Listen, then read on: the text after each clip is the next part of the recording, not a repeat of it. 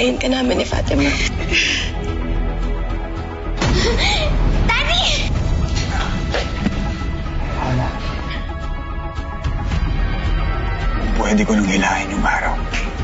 Para mas mapabilis yung oras na makalabas ako dito, gagawin ko nang makasama na kita at makasama na si Fatima. Mahal na mahal kita, Jane. Palagi din kitang mamahalin. Norman. Merry Christmas.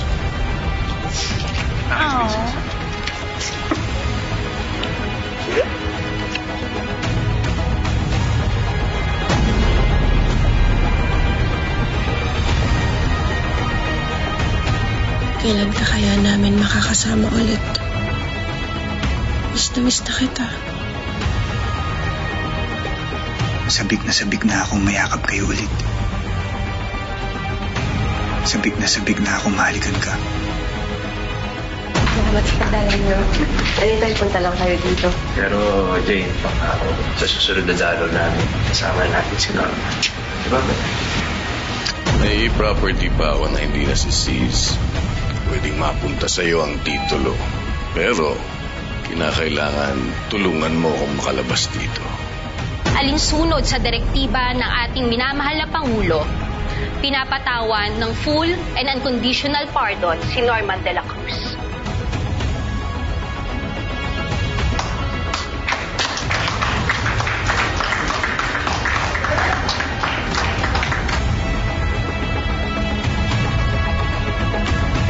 Makakalaya na yung daddy mo. Makakalaya na yung daddy mo. Oh my God!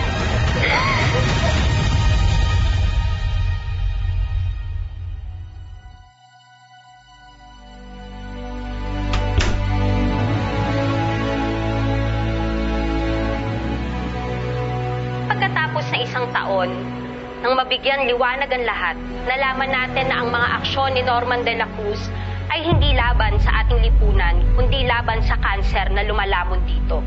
Kaya naman, alinsunod sa direktiba ng ating minamahal na Pangulo, pinapatawan ng full and unconditional pardon si Norman de la Cruz. Megan, itigil na natin.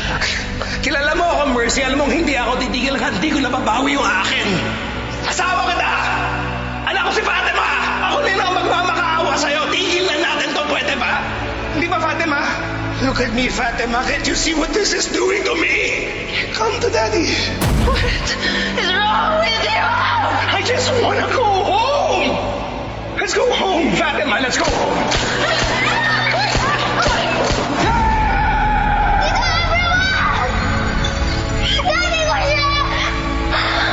Hindi siya yung tunay mo, Mama.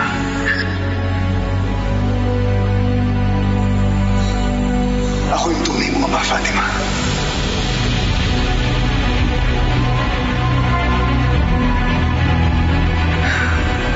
Hindi si Miguel.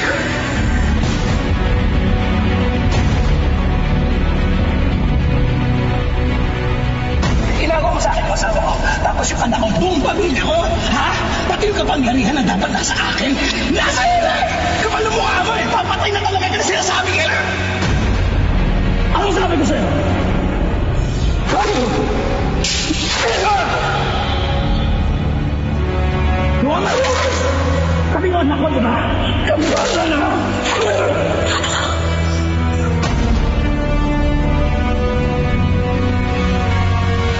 Wala kayong problema eh! It's all your fault! How could it happen, Orwell?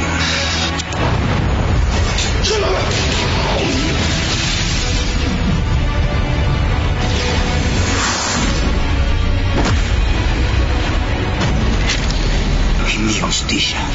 Kapag namatay ka lang, kailangan mo mabuhay ulit para pagbayaran mo lahat ng mga kasalanan mo.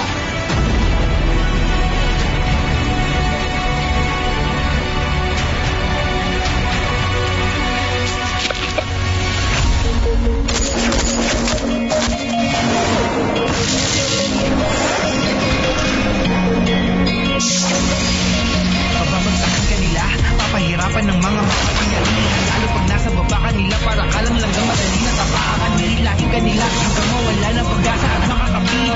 Ito na ba ang kapalaran ng bawat isa? Hanggang sa uli, pangarap hindi para sa sarili, kundi para sa iba. Kahit mahirapan na tuloy sa lipunan, puro sabihin, pinipilit ko pa rin naabuti. Alam ko na maraming pagsubok ang dadaan, kahit nakamatayan man sa atin nakapa. Kaya di ka mababayaan, di maglalaban, mahawakan ang kamay. Ako'y maninindigan para sa lahat, kahit tayo kung namin siya'y mailang. Di mabibigilan, di tumigilan, pinalaban ko pa rin ang mahal.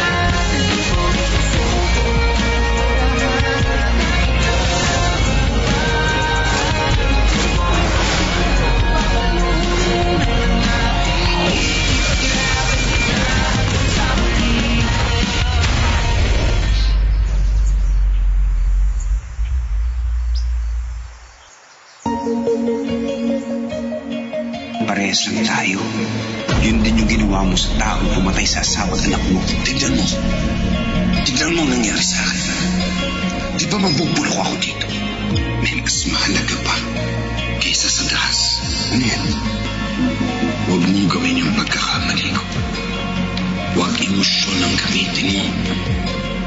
Utak. Ako'y maninindigan para sa lahat, kahit nalambot ng hustisya ay mailap.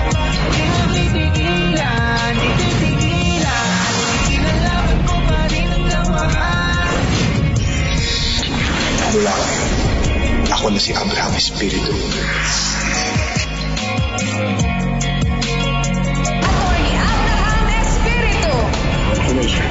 Maraming salamat po. Pag-asing ko ito ang unang magkakaroon. Pamilya mo, mga magulang mo, kumusta? Matagal na akong ulila, Judge. Ako na lang pala at saka itong law firm ang magiging pamilya mo.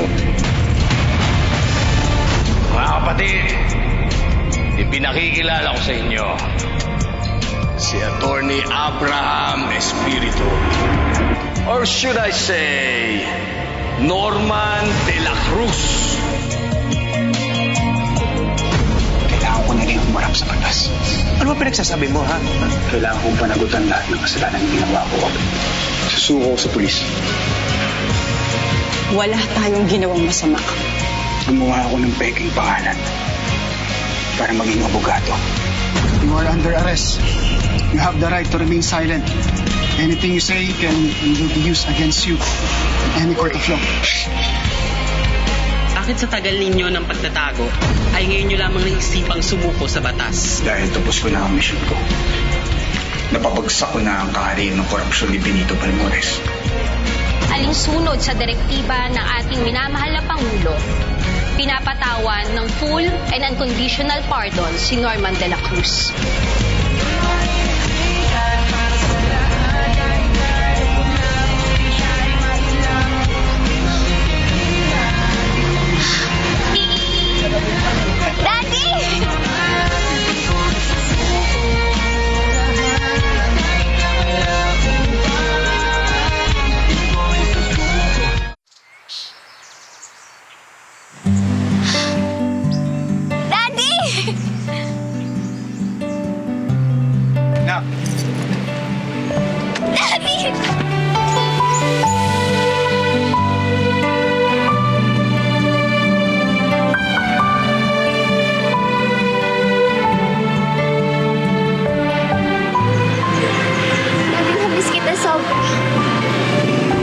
Magalala. Hindi na tayo maghihiwalay na. Promise? Pangako.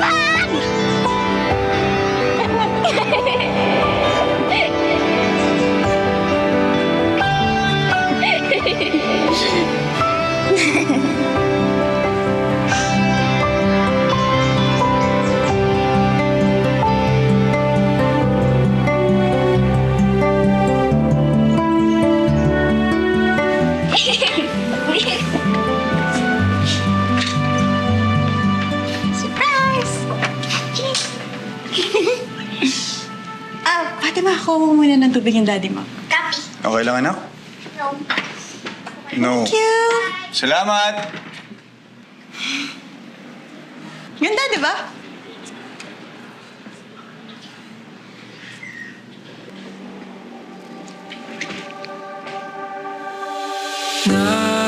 Nasasabik sa aking pagbabalik, yayakapin kang maigpit. Di na muling lilisan sa iyong piling. Kahit Sobrang namiss kita, Jay. papalayo sa'yo. Sobrang namiss ko yung anak ko, si Fatima. Kung alam mo lang kung gaano ko katagal hinintay yung pagkakataon na makasama ka at si Fatima sa labas ng kulungan.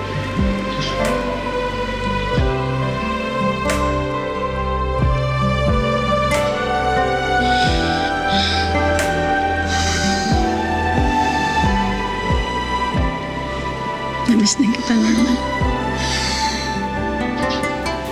Sobra kita namiss. Kami ni Fatima.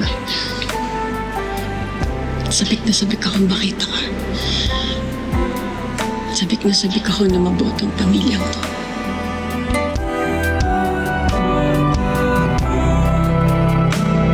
Sa'yo lang ako.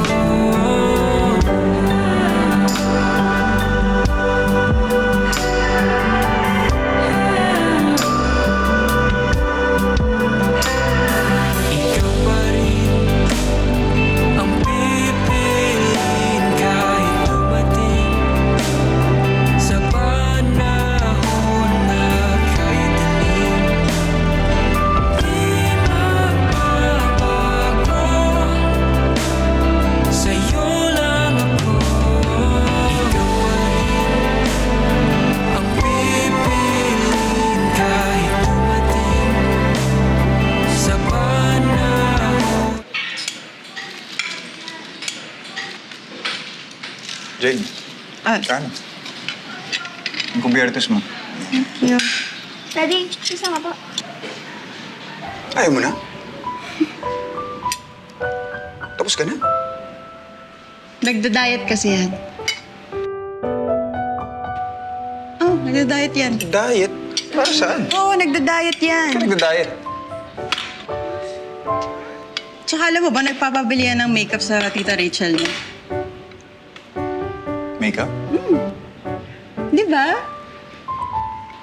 Sigurado may crush ka sa school mo, no? Daddy, yung nawala ka din, yuck, disgusting. Study first po ako. And gusto ko, marami akong achievements and awards. Katulad ni Tita Jane. Diba? Ang bilis, ah. Top 1 kaya ako. Buting bata. Buting bata. Magaling sumagot. Magaling sumagot.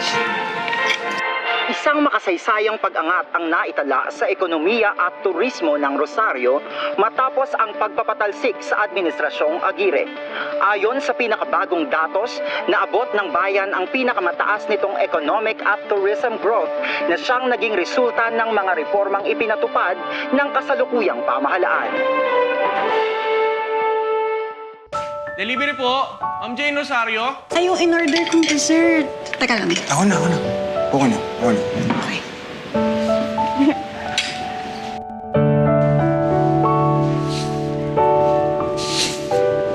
Maraming salamat, Kuya. Napakatagal ko nang hindi nakatikim nito. Sir Norman, thank you rin po. Para saan? Isa po ako sa mga nawalan dahil kay Judge Balmores. Nawalan ng bahay, ng magulang, ng future. Salamat at pinaglaban niyo po kami na walang kakayahan lumaban. Isa po kayong makabagong bayani, Sir Norman. Okay lang po ba magpa-picture? Sure ball ako matutuwa po yung mga kapatid ko kapag nalaman nila na na-meet ko kayo. Sige.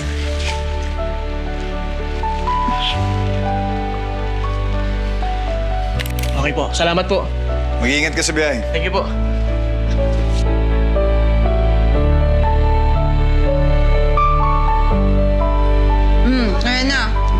Magugustuhan mo yan. Paborito mo yan, di ba? Halo-halo?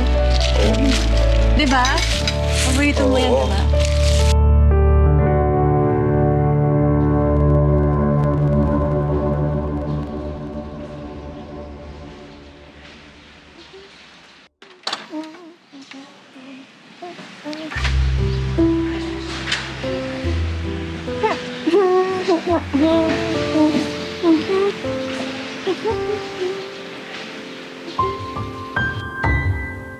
Daddy.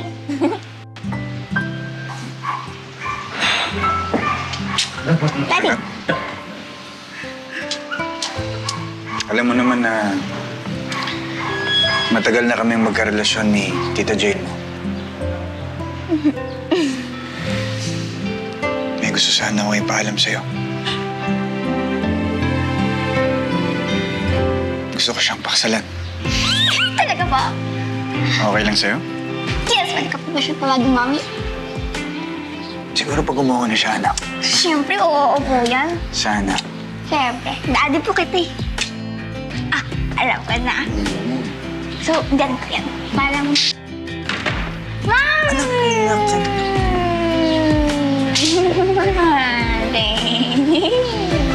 Ano ginagawa niyo? Yung lemon. Ano nangyayari sa inyo? May dumi dito eh. Lilinis lang. Eh, nakita mo ba? Yun! Kitang-kita. Yun! Uli! Yun! Wala na. Perfect. Galing mo talaga, anak. Nakita mo pa yun? Oo, siyempre ako pa.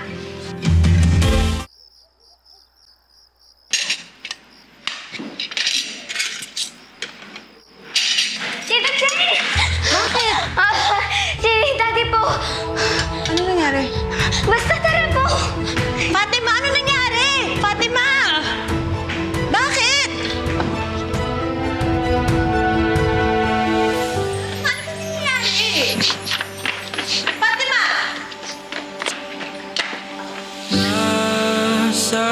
Nasasabik sa aking pagbabalik, yayakapin kang mahigpit.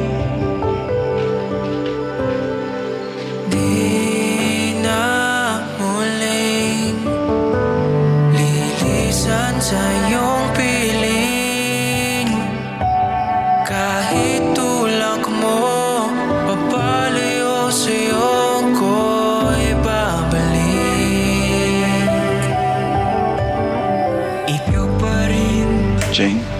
ang pipiliin kahit dumating sa panahon na kay dilim.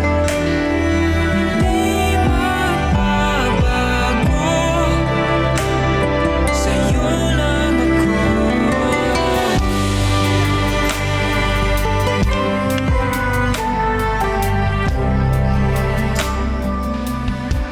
Will you marry me?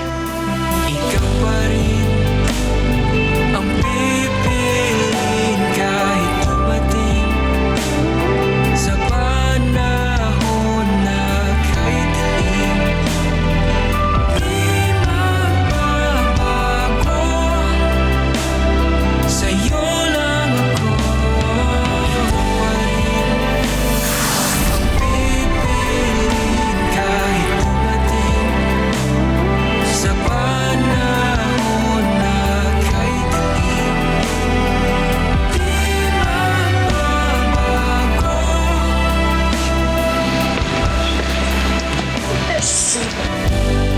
Yun! Sana all! Ano ba yan? Grabe! Sana all! Sana all! Kaya po kami nandito dahil may sadya po talaga kami. Ano yun? Mamamanigan po sana ako.